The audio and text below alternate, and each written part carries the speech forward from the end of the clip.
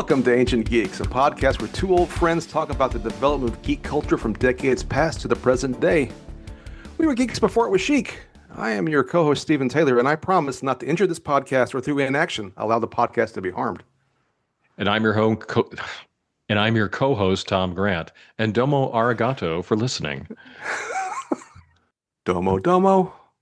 All right, fine. Yeah, I just listened to that this morning. This week on Ancient Geeks, we are talking about Isaac Asimov's classic short story collection, I, Robot. So, Tom, how are you today? I am doing fine. How are you? I'm doing just fine. What have you been doing this weekery and geekery? Yeah, and I didn't mean that in some sort of passive-aggressive way. I'm fine. Fine, Stephen, fine. I'm fine. So what have I been doing lately? So I checked out from the library a omnibus of Scooby-Doo Apocalypse. So I went to our tiny neighborhood library. Yeah, I went to the graphic novel section. I saw this. I thought this could be fun. It wasn't fun. It was kind of tedious. It was an idea that did not need to be pursued. I did not finish it because it was 36 issues or some crazy number like that. Over 30 issues. And it's like, okay, this isn't going over. There's too much dialogue. It's just not working for me. So that's probably the geekiest thing I did recently. That's fair. I realized all of my geekiness mostly has been I've trying to be a regular contributor to the Substack about a variety of things and just preparing for future podcasts. Watching Blake 7 and Close Encounters arrived and all, just to get previews where we're headed. I am getting ready for more. Lot thinking to watch. About Next Generation Season 1. So I really have not done anything new this week. Well, we have been watching DVDs, so that's sort of retro in its own way, right? Oh, it's retro. It's retro, Yeah. all right. So, what's the music that you would choose for this episode? So I was unimaginative. I chose the song Breakdown from the Alan Parsons Project album, That works. I, Robot. And I realized from that how much my teen geek years were spent listening to concept albums, not just by the Alan Parsons Project, starting with the one that was based on Edgar Allan Poe stories. Tales of Mystery and Imagination. Yeah, I still pop on one of the tracks from that every once in a while. But also like Rick Wakeman, who did concept albums about Journey to the Center of the Earth and the Tales of King Arthur, Jeff Wayne and his really crazy disco War of the Worlds with Richard Burton album. That sounds made up. Aside from all the prog rock, Genesis, Lamb Lies Down on Broadway sort of concept albums. But anyway, there were the Geek Connection ones too. And I was just like, I do remember a lot of those now in hindsight. So yeah, as I've professed, and I don't just occasionally put on Alan Parsons Project, it's still maybe one of my favorite bands of all time. But yeah, I Robot, which is the first track from the album of I, Robot, was the thing I chose. Although, as any aficionado knows, that even though it's named after the Asimov stories, it's not about those stories. I did find, because we've mentioned them before, Hawkwind has a song named Robot, which I didn't care for actually, but it fits. Yeah. And then for any particular, and the other one I can't keep thinking about, which is this is a very niche reference that maybe one or two listeners, if you listen to Comedy Bang Bang, I also thought about a song, I will not make fun of I, Robot this Christmas. But I will leave that to anyone who knows what I'm talking about, and that's an Easter egg for another day, maybe. Anyway, and also props to Flight of the Conchords for Robots, their song, which lampoons a lot of the sort of cliches of robot stories. So, as I said, we're talking about Isaac Asimov. And before I ask the question of how you encountered the story, I'll point out that this is in the context of a whole lot of writing by Asimov about robots, right? There's the short stories collection, I, Robot. There's the rest of the robots. There's also a series of novels about human detective Lige Bailey and his robot partner, R. Daniel Oliva, which I may or may not have said right. I think you did. A whole lot of stories. The Bicentennial Man. There's a eventual connection to the Foundation series. This is the famous set of stories that introduced the three laws of robotics, which I made fun of at the top of the show, right? Hmm. There's three laws. I'll go and lay them down because we're going to talk about them a lot later, right? Number one is a robot may not injure a human being or through inaction allow a human being to come to harm. The second law is a robot must obey the orders given it by human beings, except where such orders would conflict with the first law. A robot, and the third law is a robot must protect its own existence as long as such protection does not conflict with the first or second law. And Asimov uses this as a basis for all kinds of stories. And we know that this has become a mainstay. At least some of the elements of these stories became mainstays of pop culture, right? The idea of a positronic brain makes its way into next generation. I meant to go back and look at all the details, but if we all here's a deeper cut. If we remember the second season of Buck Rogers in the 25th century, the admiral of the ship is named Asimov, and one of the Hmm. robots talks about. There's a reference to one episode about Asimov and robots, Right. and it's in various other places as well. Well, there was So that robot that was rolled out, I think, from a Japanese company that was called mhm. Asimo. That's right. That's a yeah. So there is this sort of, although we'll talk about the degree to which these stories really had a long-term effect, there is at least some superficial significance over time of these stories. And so, having said that, I'll ask, how did you first encounter the collection iRobots? So I read it when I was very young, and I don't have a very clear memory of it, from Hmm. way back then. And I don't think I ever really reread the stories until Hmm. now. Uh, I knew that Asimov was important. Right. Was a major pillar of science fiction at the time. He wrote classic science fiction stories like the iRobot collection and the other robot stories that you mentioned. He wrote the Foundation series. He was an editor, of Isaac Asimov's science fiction magazine. So he was a curator of what we saw on the pages of that magazine to the extent that that then showed what was good science fiction worthy of publication. Yeah. He Well, had, the crazy thing is, it wasn't even named after him. It was a coincidence. that's who should we get for this? Whom should we get for this? So also like the classic story Nightfall, I failed to Yeah. mention Nightfall's an important that was story. like a must read if you were a science fiction fan. He also did a lot of popular science writing. Yes. He wrote an astounding amount of popular science articles over the years.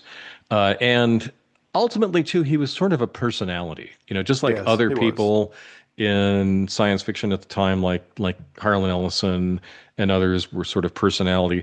Asimov had this slightly playful sort of personality, often willing to take what he was doing a bit tongue in cheek.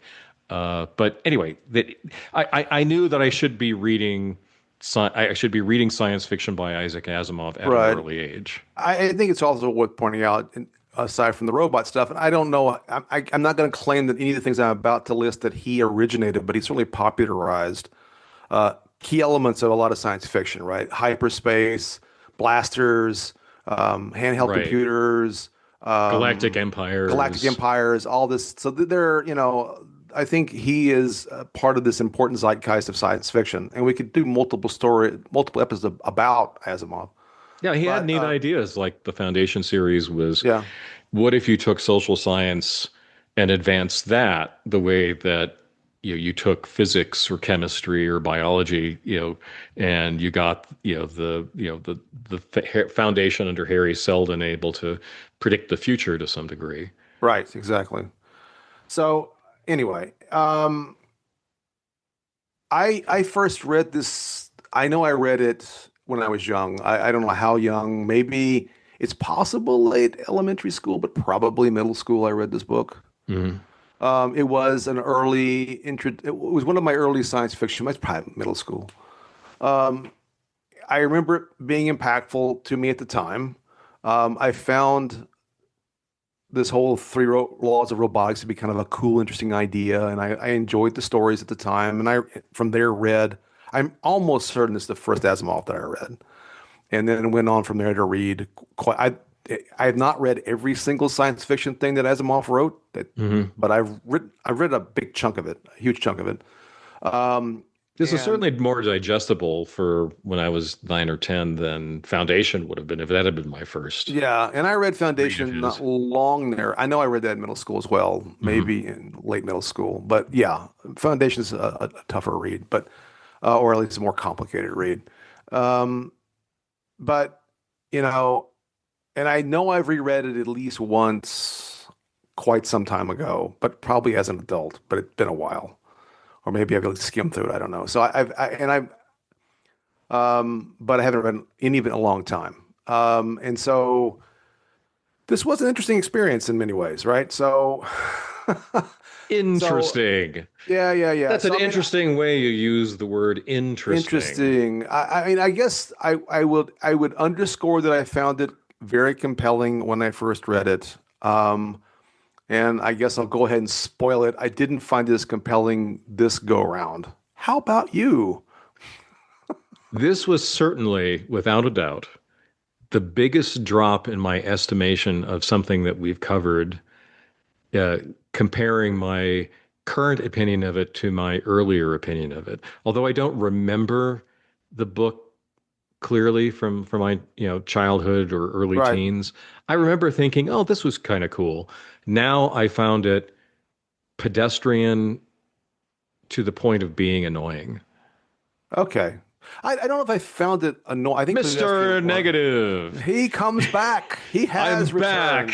back. You thought he fell off that cliff in that one episode, but oh no, he's Yeah. back. I mean, so how much of a delta did you experience There was a between? pretty. I don't know that I found it. Well, I guess there are parts I did find a little annoying.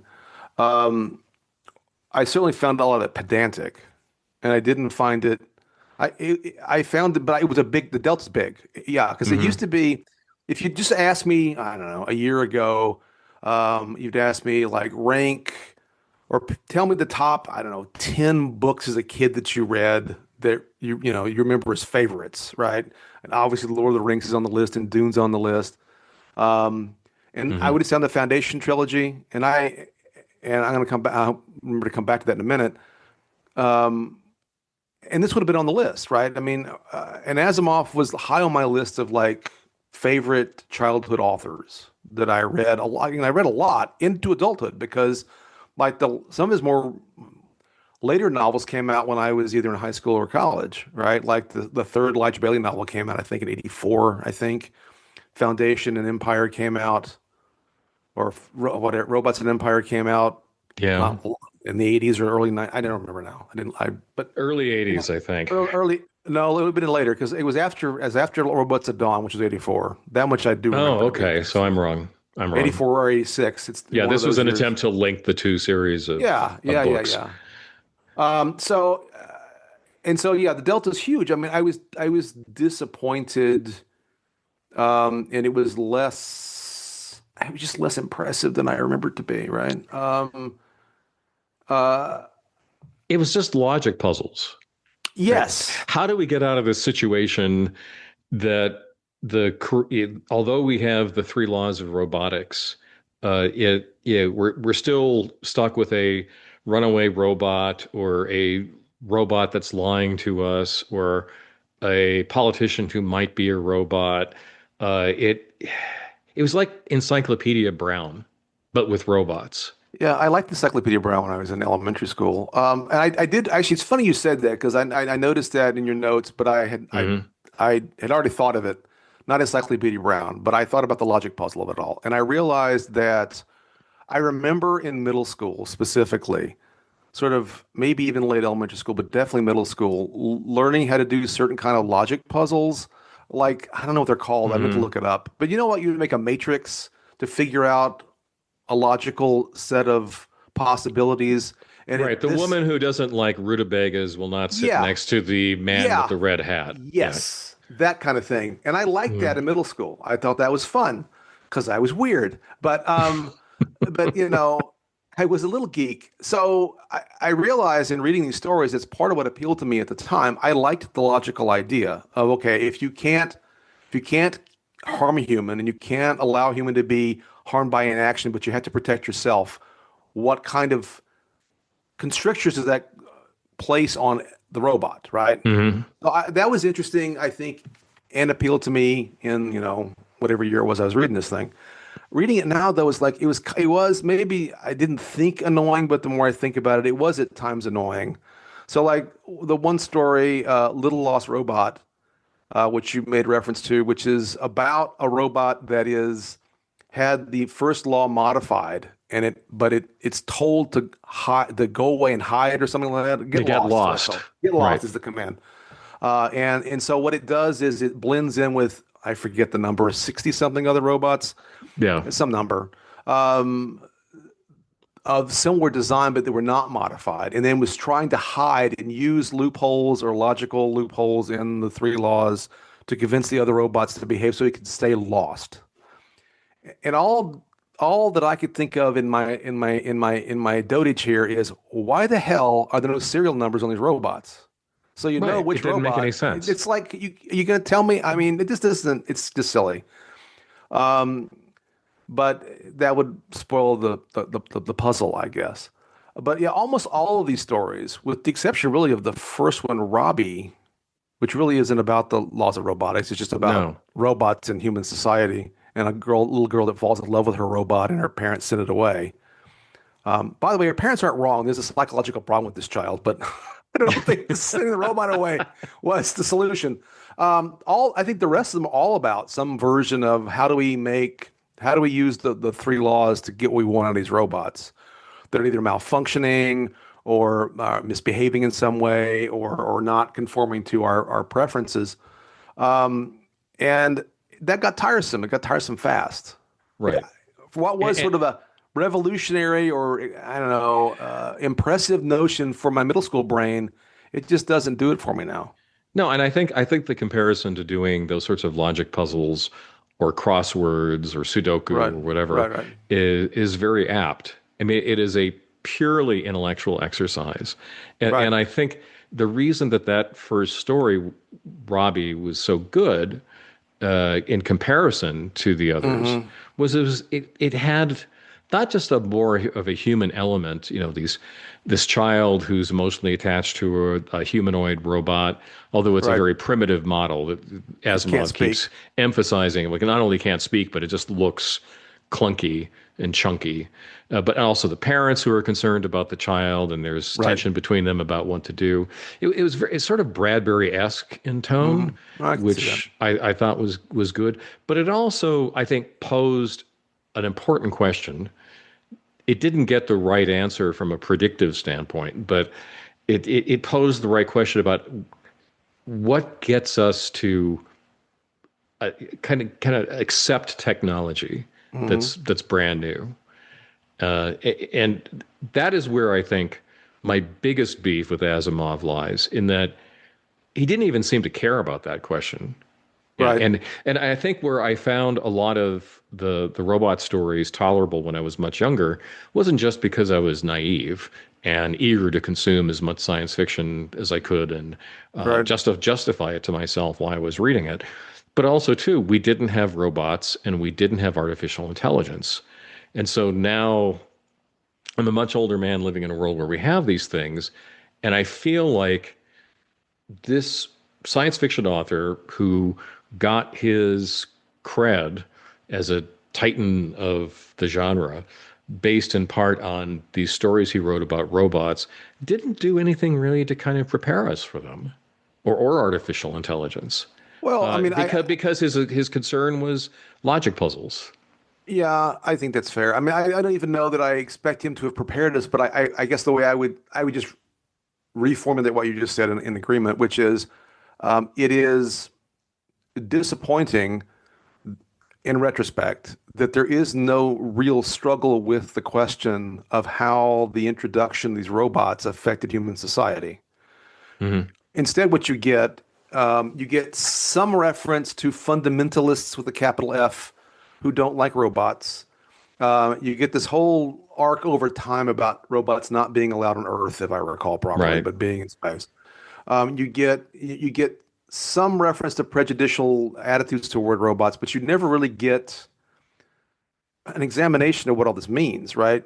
Hmm. And I think that's and Robbie does try a little bit, but even then, like I made the reference, but if you haven't read the story recently, it's about a little girl. She has this robot Robbie. It can't speak, but it's basically her best friend. It's like a weird combination of best friend and a pet, and she doesn't interact well with other children, and it upsets her mother. Hmm. So her mother wants the robot sent away, which happens. This then causes the girl to basically go into a deep depression, Right. and still not become more social. And, And and then and eventually, possibly even heightens her fixation on yes, the robot. exactly. And then eventually she gets the robot back. Hmm. Okay, cool. Because the dad thinks it's the best thing to do, in simple terms. Well, it saves her life, and then the mom That's right. Well, caves that's in right. and That's says, right. "Well, That's what right. can we do now? I can't That's right. possibly take That's right. away That's right. this robot version of Lassie from her."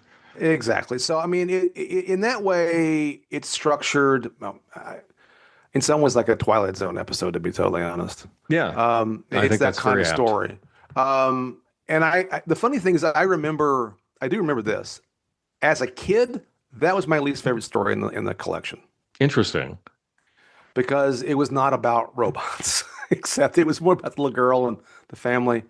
Now, reading Hmm. it now, let's talk about. I mean, and not to well, we can come back to if we have more things to say about the technology part, which I think we will actually. But let me digress for a moment in terms of because that story makes me think about the fact that it really was striking the tone of these stories and the dialogue in these stories, which gets to your point about writing. But I'll point out to the audience if they're not familiar or don't remember, all of these stories were written mostly in the 1940s. Robbie was a 1940 story. And the rest are written in 41, 42, 44, 47, 45, 46, and Hmm. 50. So that's all either during World War II or just in the post-war era. And it is in the advent of the atomic age, which he talks about quite a bit in some of these Hmm. stories. Right. Is they're all set, by the way, in basically where we are now, right? I mean, I think Robbie's in the 1990s, and Right. then most of the other stories are set in somewhere in the 2000s. And it's also this collection, as readers may recall, is written in such a way with a wraparound story, with the excuse it's interviewing Dr. Susan Calvin, a robo-psychologist, who I think we need to talk about as well, Hmm. um, in toward the end of her life. I can't remember, it's 2030s or it's somewhere in that range. And in these stories, not only we have eventually these robots who have become so intelligent as to basically run the world for us.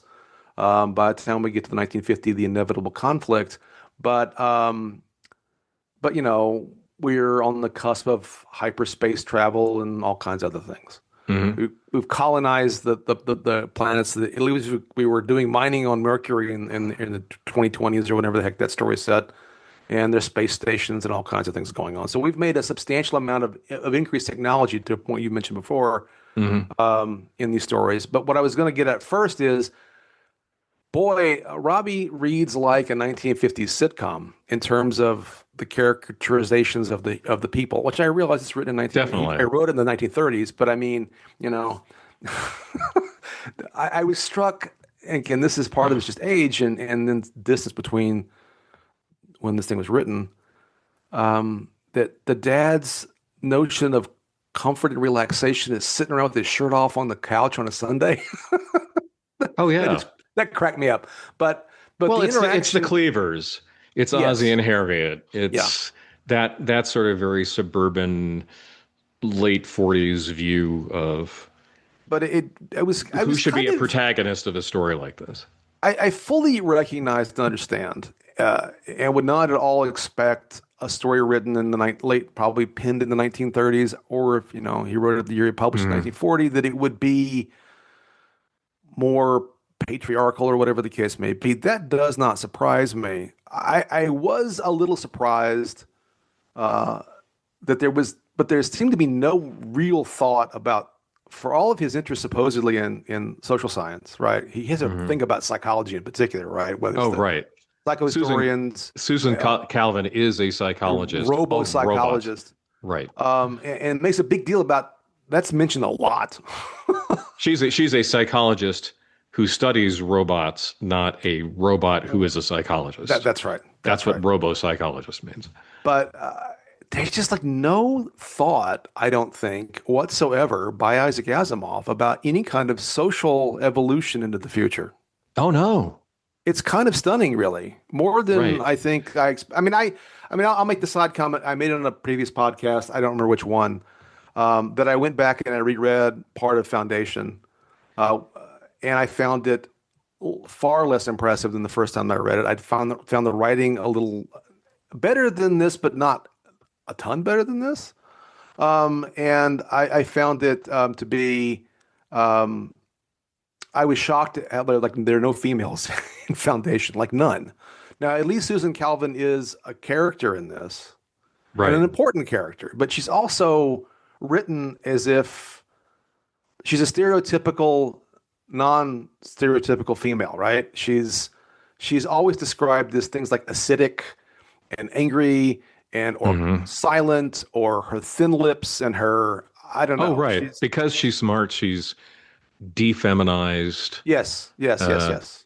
yeah, she's go back to Scooby Doo. She's Velma. Yeah, I think that's fair. Yeah, Maybe a more severe version thereof, but yeah. but she doesn't say jinxies or anything like that. That's could be a charming quirk. I think she's actually introduced first in that story, Liar, and she's there really for a specific purpose, and then kind of I think evolves from there, or at least persists, right? Because in the story Liar, it's Mhm. about a psychic robot that can read thoughts, Right. and actually that may be the best story in the collection, um, but it has its deficiencies. And one of the things that it does is because it's not by the first law of robotics not supposed to allow a human to be harmed. It lies to them about things that they want to be true. Right. Although what struck me about that is that not harming a human being by your actions, but Right. Because once they found out that they've been betrayed, they would certainly be be upset. And one of the upset. things that Yes. happens is that Susan Alvin, you want to call her Susan Collins, it's a whole different podcast, different Hmm. discussion, different thing. Susan Calvin um, is told that another scientist is in love with her. Right. And this makes her behave, again, somewhat to the point of the stereotypes, more femininely. She puts on makeup and they all notice. And she's Hmm. like nicer because, oh, she's in love. And then finds out later that the robot's lying to her about this. And the robot lies to another character that he's going to be the new boss. And he becomes an asshole, quite frankly, because he's going to be the new boss. And none of these things are true. The robot's just lying to them. And they find out Hmm. it's. And it too kind of has a sort of Twilight Zone-y character to it. But what did you think of that story since I brought it up? I thought it was okay. I mean, it wasn't my favorite among them. I think it did raise the question that should have been asked from the very beginning: what is harm? Yes, yes, that's right. That's never explored. Which seems like one of the most obvious things that you'd have to consider when you created the three laws of robotics in the first place. Yes, yes, And also like the last story, you know, harm, is so ambiguous that yes, we basically have the artificial intelligences deciding what's best for humanity right. without a clear concept of what that is, other than be as economically efficient as possible, which is Yes, the most sterile, yes. useless definition of avoid harm that you could possibly come up with. No, it's a legitimate point, and I also don't. Yeah, I mean, why couldn't in the story about the little lost robot when they're trying to figure out which one was the deficient one? Why couldn't they just have stood up and said it hurts me if you don't tell me the truth, and they would all told the truth at that point, wouldn't they have? Right. I don't Instead know. of It just having to come up with flamethrowers and electric yeah, yeah. barriers. And So, but I also beyond the gender issue, which again is not surprising for something written in the 40s. I just found the dialogue just it just did not no, was it's not very not. It's not well written. Uh, and I think it was especially bad in the Donovan and Powell stories. The yes, the inter the interchanges between the two of them didn't sound like people a talking. conversation between human beings. It No, was just it was just not even like goofy. in a Dumb and Dumber way. It was just completely forced and unnatural with these dopey little interjections. Sizzling Saturn, jumping Jupiter. They're so stupid. Yeah, yeah, yeah. I concur. I concur. Ugh. Which story besides Robbie did you like the best? Well, again, it's difficult. I think maybe Catch That Rabbit, the one where there's like a robot overseer of other robots, and they start to misbehave Oh yeah, because yeah, of yeah. the limited processing power that they had. I mean, that was I think a little bit of anticipatory thinking about the way that robots might actually work, or Right. computers might work, or artificial intelligences might work. It's hard to come up with another one. I mean, there's some here that really rubbed me the wrong way. So what was your other No, I pick mean, I of a think, good one from this yeah, I collection? think Catch That Rabbit may in fact, because in that one, a robot starts to make up a religion and also doesn't believe. Now, again, part of that didn't make sense to me in terms of a future where wouldn't it be relatively easy to provide this robot with the data it needs? But okay, fine. Right, right. But yeah, it was sort of interesting, at least, that it's sort of this very sort of straightforwardly, the robot is trying to extrapolate what it understands to be about reality from what Hmm. limited input it has. Um, But Although wouldn't that be I true of every robot? Like, I guess wouldn't they no, have I seen yeah, yeah, this yeah, problem beforehand? you would think. I And it mean, had part sort of of the that cruel ending. Yeah, yeah, it was like, oh, I guess the next crew is going to find out yeah, that that's right, there that's is right, this psychotic robot who that's right. thinks that it's a messiah that will then screw them up for however many months they're on this space I station. also, to your point about defining harm, it seemed like the robot was being harmful and should not behave that way. Yeah. But I mean, I will also notice this that I have to stop and think sometimes about these stories. The titles are interchangeable as to the content of the story. Yeah, they're not It's good like titles.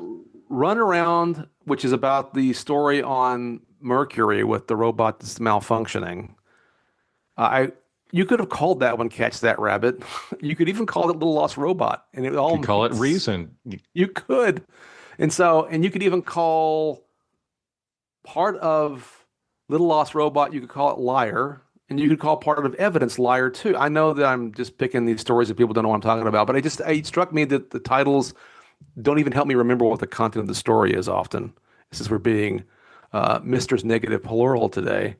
But The brothers negative. the brothers negative. It's like attorneys general.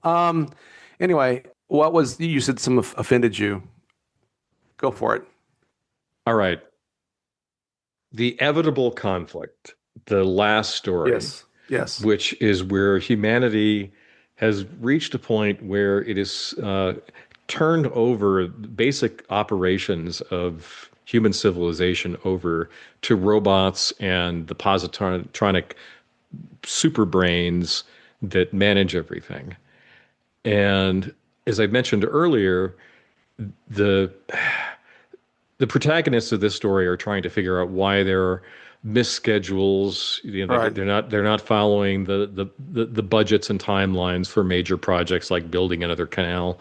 Other inefficiencies in the system that should not be there. And again, I just found it so irritating that the only concern they had was the inefficiency. And at the end of the story, there's this sort of shrug Right. about, well, we've turned everything over to the robots. They'll decide everything for us.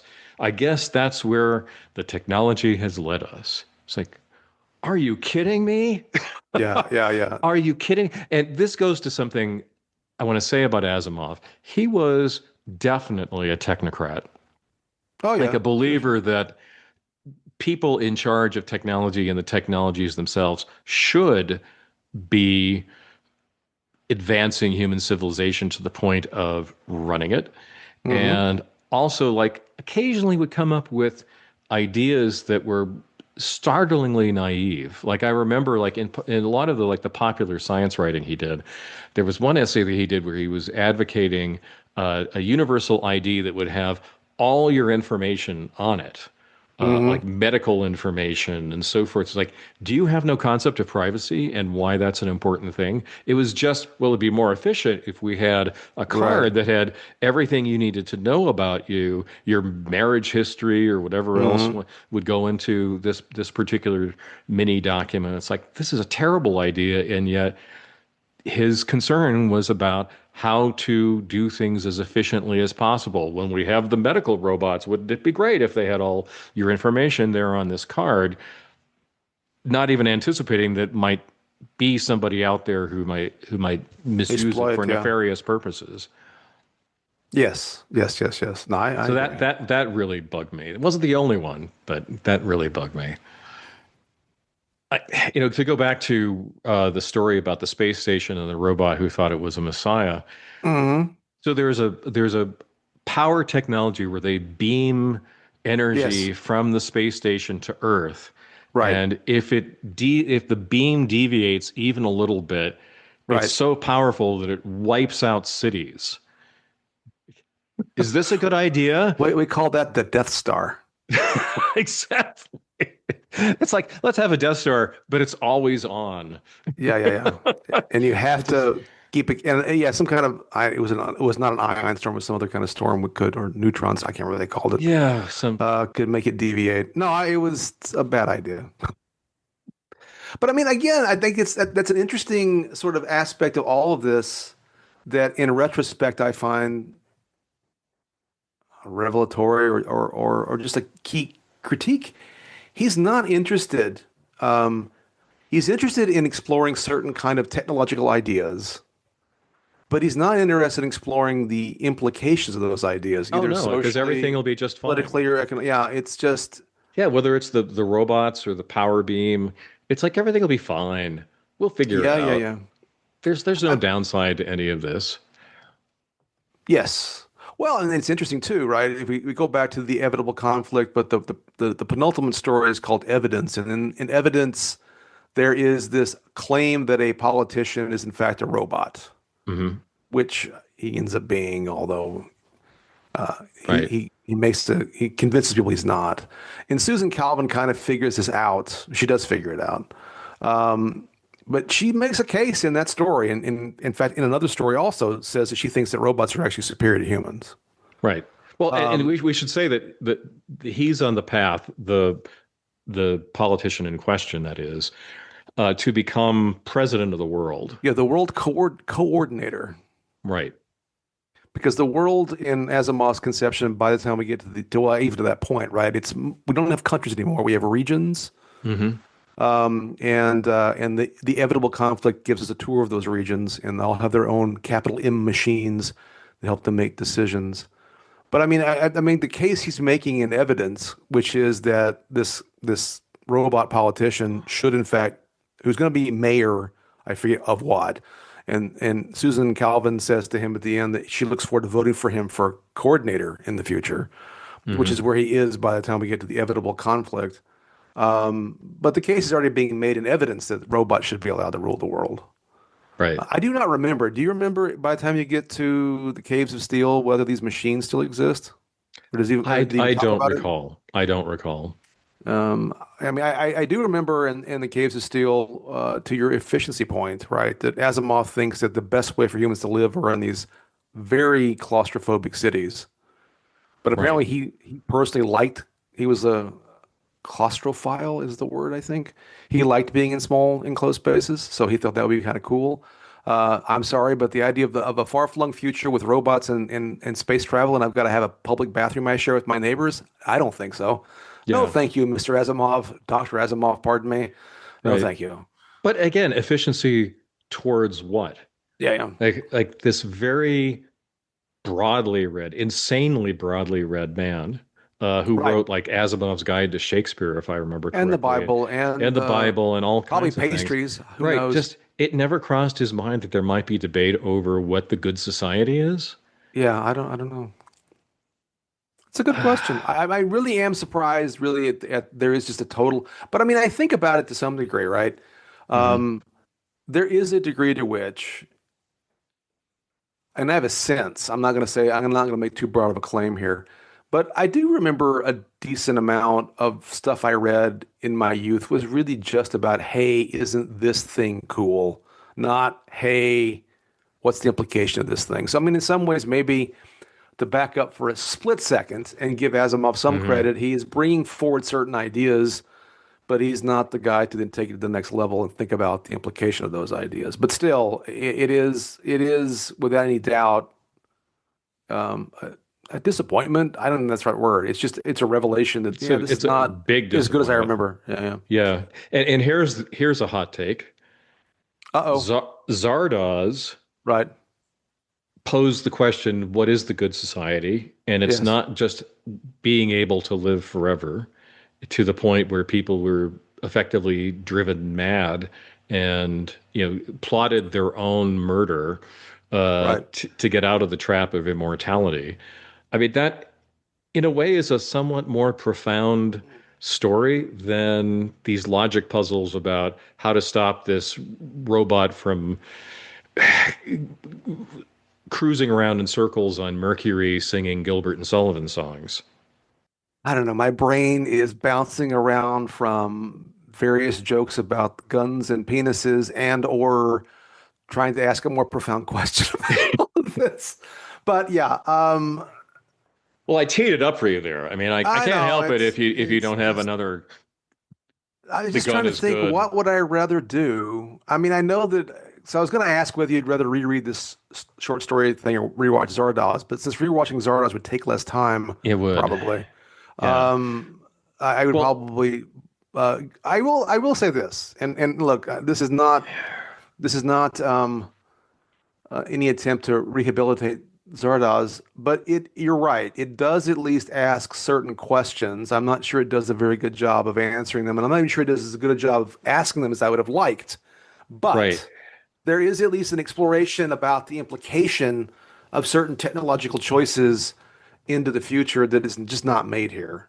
right. Um, Well, and this is where science fiction doesn't have to get the prediction right. no, no, no. So here's what I see as the function of good science fiction.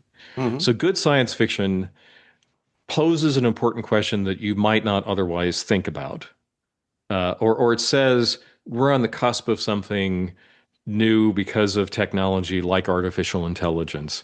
And we don't necessarily get the exact prediction of when artificial intelligence is going to happen, what form it's going to take, in what ways is it going to change economics and so forth. Some of that is great if you can get it Right, right, but at least it gets us thinking about these things and noticing the dramatic implications of particular scientific advances, right, whether it's in physics, chemistry, biology, social science, or whatever. And that's not a dodge because I've always found like the ha ha ha, where are our flying cars sorts of jokes, right, intended to say, well, these science fiction writers got so much wrong, isn't that hilarious?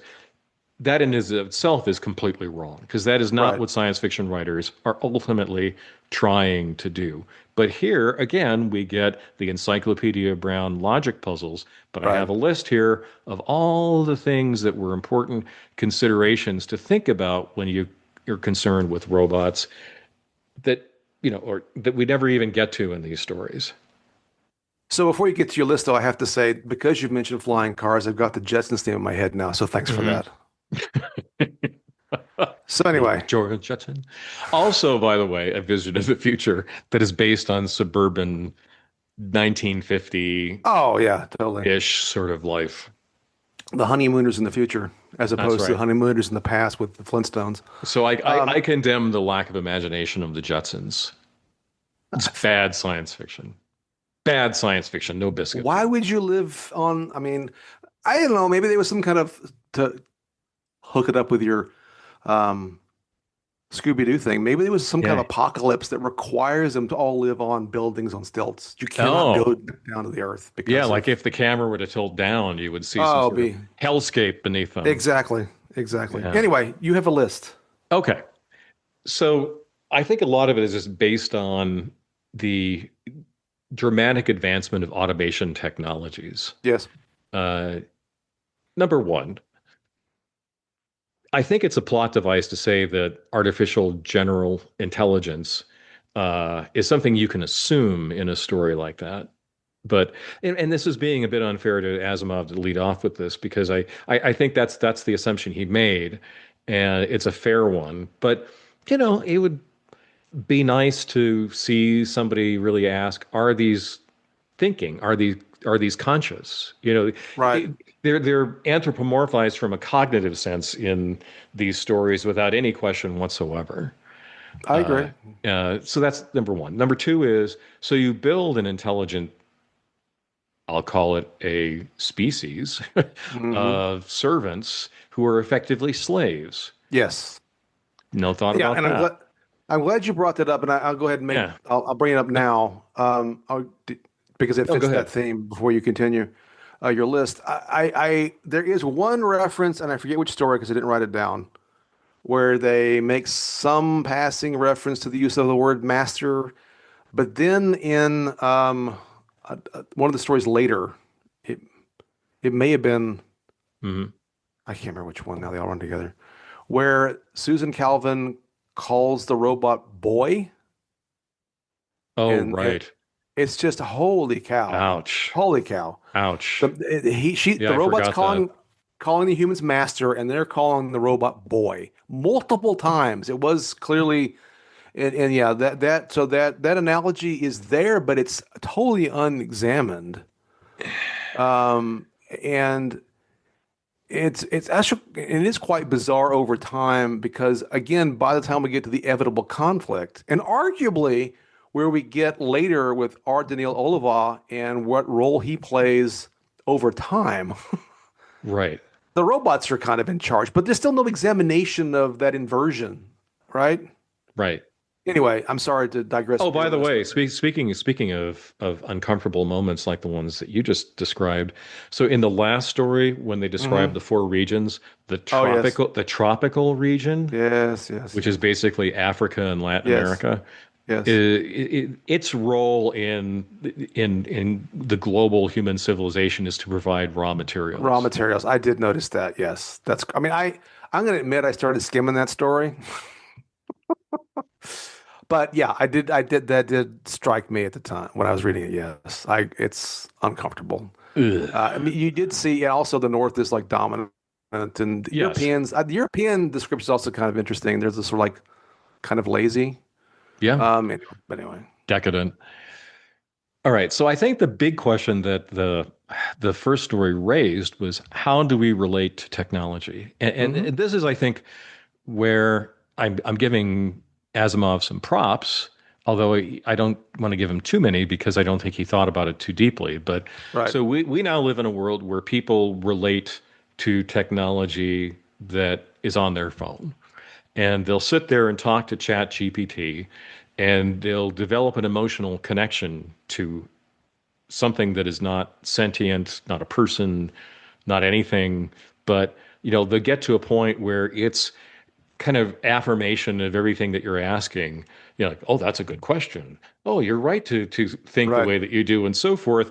We'll go to an extreme where very apparently psychologically vulnerable people will go down some very sort of psychotic dead ends to the point where we have that person who thought that uh, he was a prophet, that the machine kept telling him things that ultimately led him to conclude that, he had a special mastery over the secrets of the universe. Uh, that story in Asimov's collection says we're not going to relate to the positronic brains because they're like people. We're going Right. to like think and talk like people. And maybe the liar story gets a little bit of credit here for saying, well, they could lie to us in a way that would be uh, pleasing to us. But it's, like in the first story, it's physical. It's like because Hmm. something looks roughly humanoid, we'll attach to it that way. Hmm. And I think that prediction turns out to be wrong. We don't relate to robots. In fact, we find them kind of, when they try to be too human, sort of creepy. Hmm. And certainly not industrial robots, don't look anthropomorphic at all. But uh, anyway, I thought that was an opportunity for him to say more than he did through the course of these stories. Like, could a robot be my friend? Uh, could a robot be a partner of some sort? I mean, it's not explored at all. I mean, he kind of does that. Maybe not the kind of part you're describing. I mean, there is this sort of in those Elijah Bailey novels. There's at least some attempt to deal with some of that, but still not as profoundly. Again, I haven't read. I reread a couple of them again, 15 years ago. Um, there is at least some attempt to deal with this notion of this humanoid robot and moving from sort of prejudice to friendship, but I Mhm. don't know that it's still as it seems. I tell you what it's like, as I recall, and I may be being unfair in my recollection. Um, it kind of felt like Elijah Bailey, the human detective who has this, he's foisted upon him this robot partner, Mhm. R for robot, Daniil Oliva, that it's sort of first it's kind of like this. I'll to shorten my digression.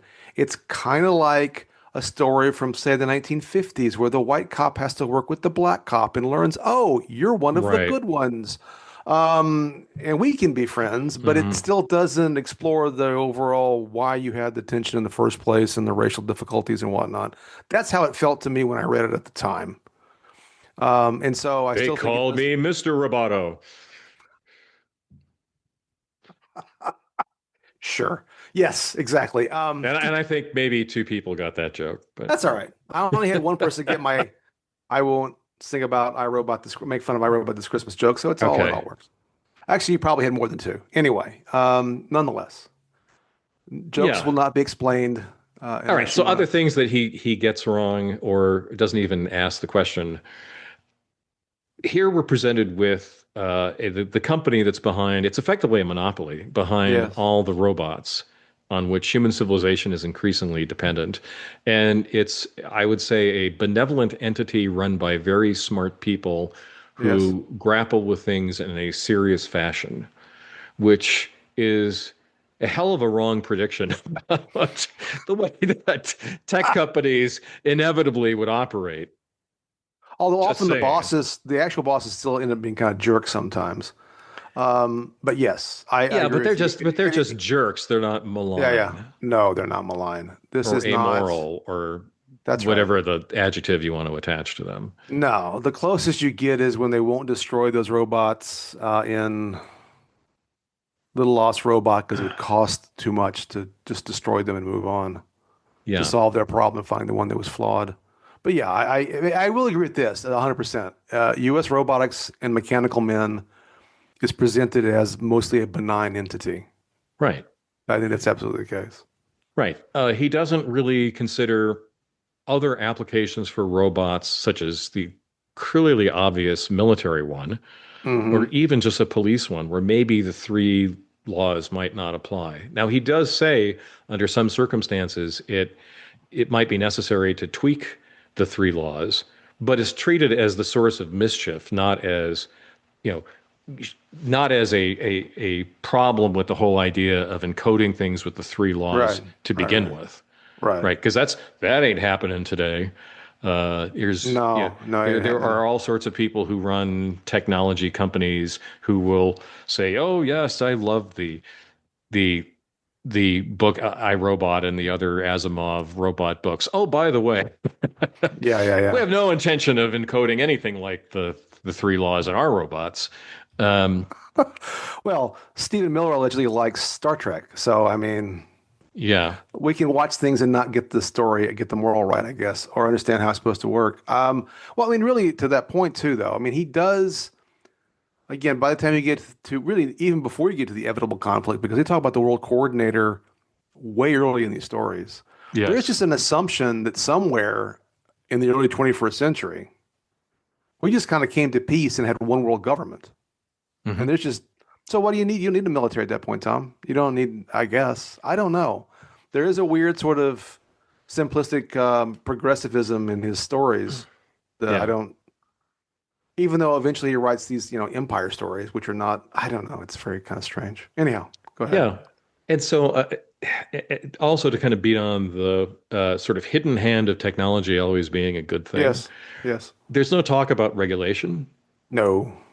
Just the three laws. That's there. It is talked about in terms of being legislatively controlled, but yes, Right. But that's as these far as tech it goes. companies or the tech company is completely self-regulated. Yeah, there's one additional tech company mentioned in the in evidence about the brain trying to create a space hyperwarp spaceship or whatever.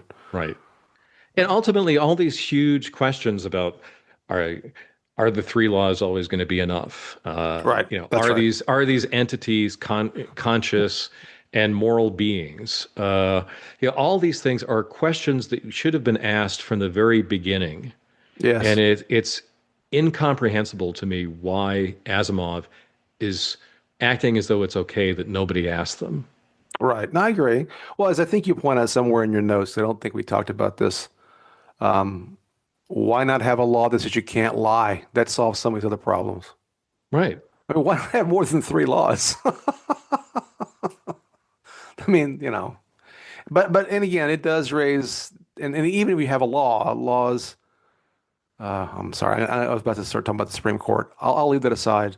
It's just, Okay. laws don't always bind. Again, so I'll back to what some of you said earlier. I mean, what is harm? That in and of itself Hmm. it's not as straightforward as it sounds, right? Right. It's not as straightforward as it sounds. Not at all. So these are the sorts of things I thought that a better science fiction writer would have built into his or her robot stories. I And it agree. really bugged me that Asimov did not. For as learned a man as he was, as Right. somebody who spent his time not just on his own thinking about the future, but also was part of a community of people thinking about the Hmm. future. And I'm a little embarrassed at my younger self that I enjoyed these as much as I did. Again, maybe it's because I was young and naive, but I mean, it is an interesting, to go back to the ongoing theme of the podcast. I mean, part of it is this interesting interaction between youth and older age. It is striking. I mean, I guess maybe it's a relief to some degree. That's not the right word mhm, either. It is instructive as a build this sort of edifice of thought about all this thing stuff that because I am fascinated personally with this interaction between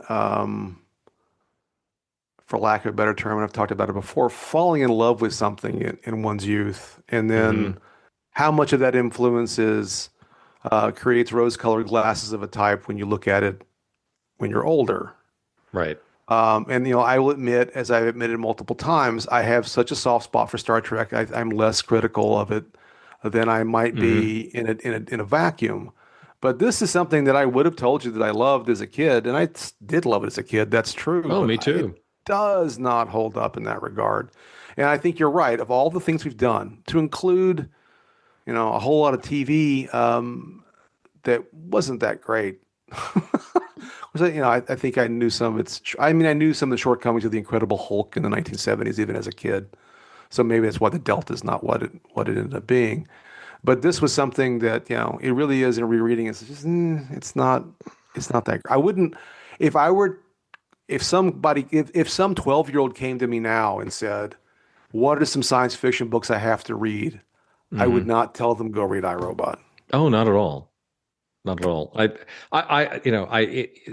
I'm going to say something for sake of exaggeration, but again, the naivete, the childishness of a lot Right. of these stories just jumps out. I mean, you might as well just say, go watch Gigantor, Hmm. the space age robot, and because it's a childlike fantasy about the technology always being good Right. and Right. no one's ever going to abuse it and Right. Right. Right. Right. sigh. It's funny that we're doing this right after the two Terminator movies.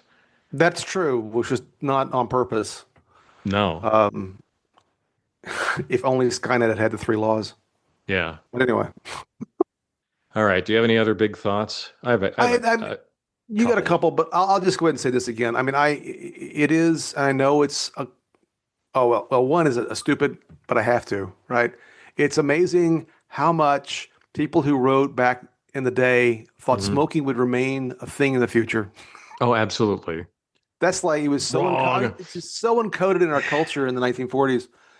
Everyone's smoking in this, but I'll come back to it. I don't want to be overly pedantic about this, and I know that you know um, society evolves the way that it evolves, but Yeah. really, um, it is striking that Susan Calvin. There's only I think there's four. There's four female characters in all this entire book. I Hmm. think one's a little girl in the first story and her mother. That's two right there. And then Susan Calvin does, in fact, at least run through the whole. She's a through line, but she again is, as you point out, a defeminized female, Right. a And flawed, not damaged. even that interesting as a character. No, ultimately not. Less than I remembered. I used to think, oh, I don't know. And then the prime minister or whatever her title was, no, the like sub coordinator or vice coordinator, whatever the title was for the Right. European region was a female. I think that's it. Hmm. And everything else is dudes, as far as the eye can see. Um, that's striking. It's just an artifact of the Hmm. time I recognize, but it's sort of interesting. Anyway, I mean, what else you got? So was this collection including the first stories where some sort of artificial intelligence was talked into destroying itself through a Hmm. logical conundrum? I don't Right, know, but having seen that over and over again in Star Trek, right. I had to think, You are imperfect.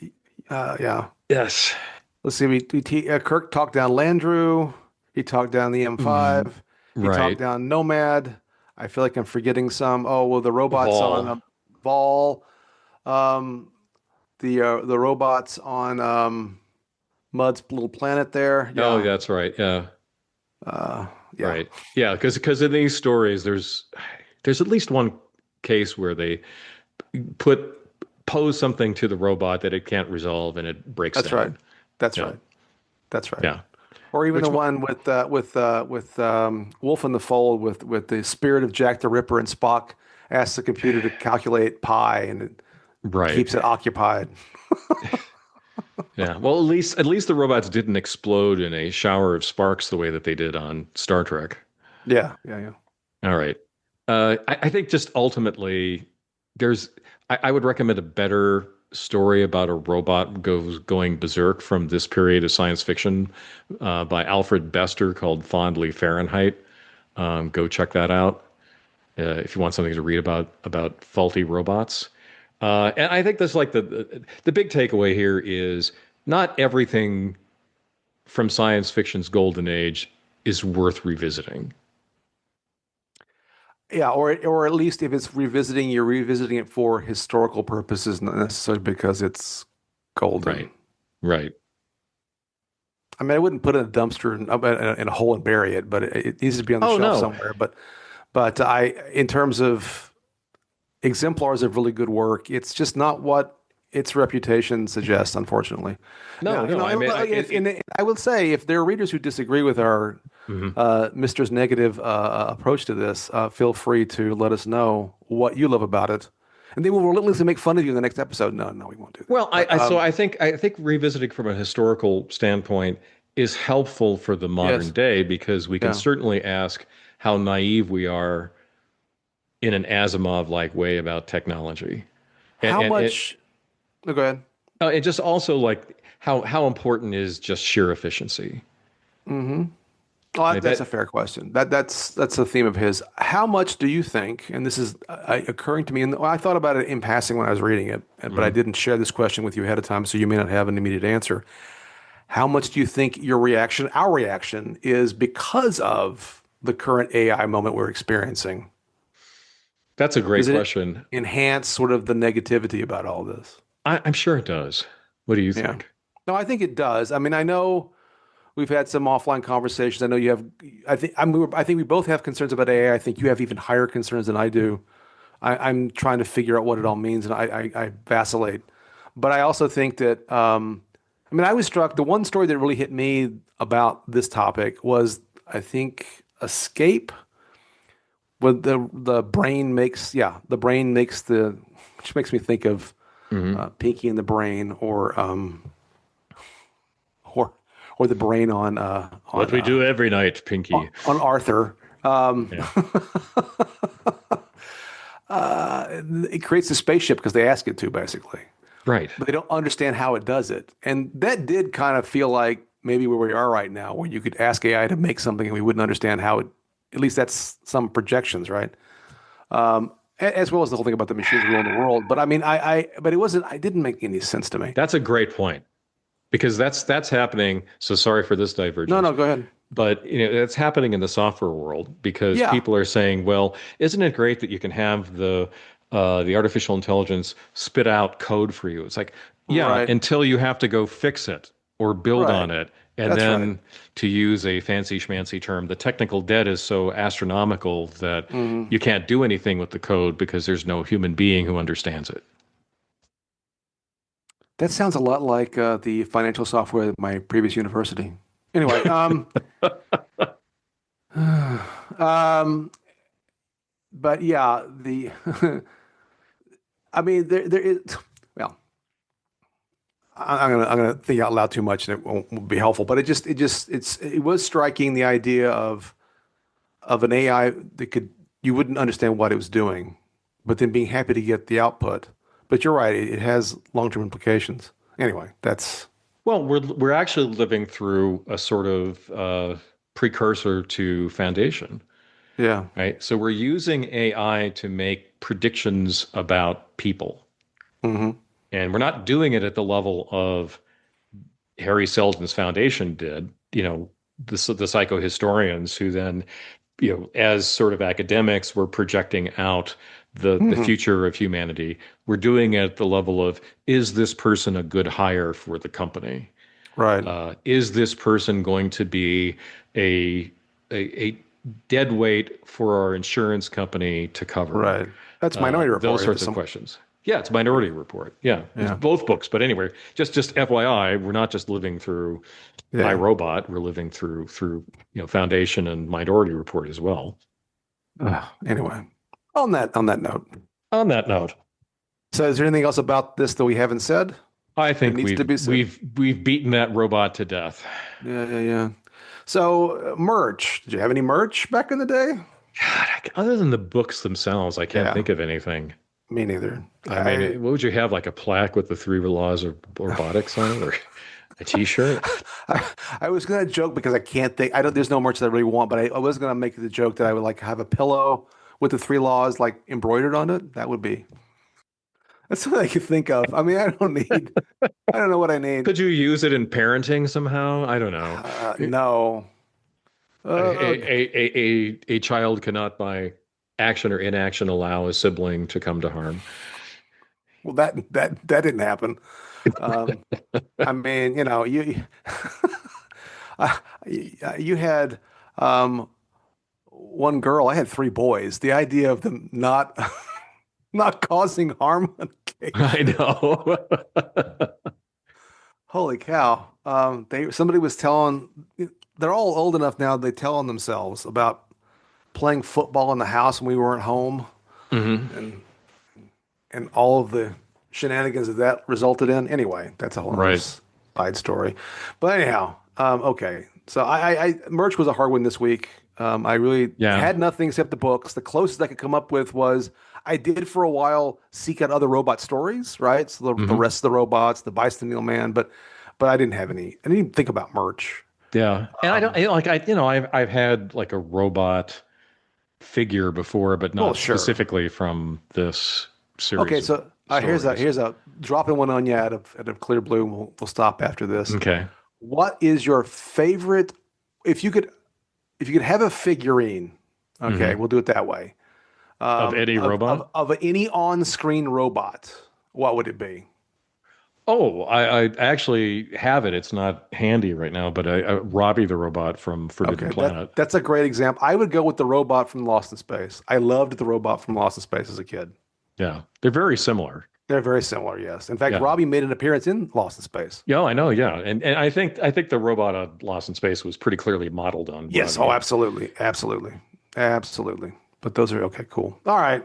So, okay, we've now The other we've the now other come. one will the other one would be the robot in Metropolis. Okay, that's a good one. Yeah, That's that's a good sort one. of that's sort of Art Deco The stylized the looking robot. proto C3PO. Yeah, because that's exactly what it is. Yeah. Also created by Anakin Skywalker on never mind. As seen on Tatooine. As seen on Tatooine that we all forget about.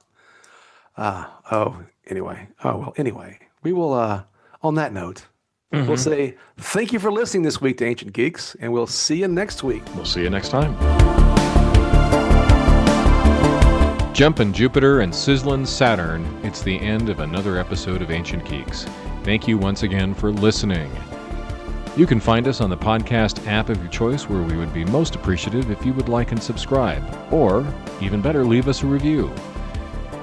Because we love feedback, you can also contact us directly at someancientgeeks@gmail.com, and look for us in the printed form on Substack at someancientgeek.substack.com, where we post regularly, as we do on Reddit, Facebook, and Blue Sky. All content is copyright 2026, Tom Grant and Stephen Taylor, music by Reversed Image, whom you can find on Pixabay. See you next time.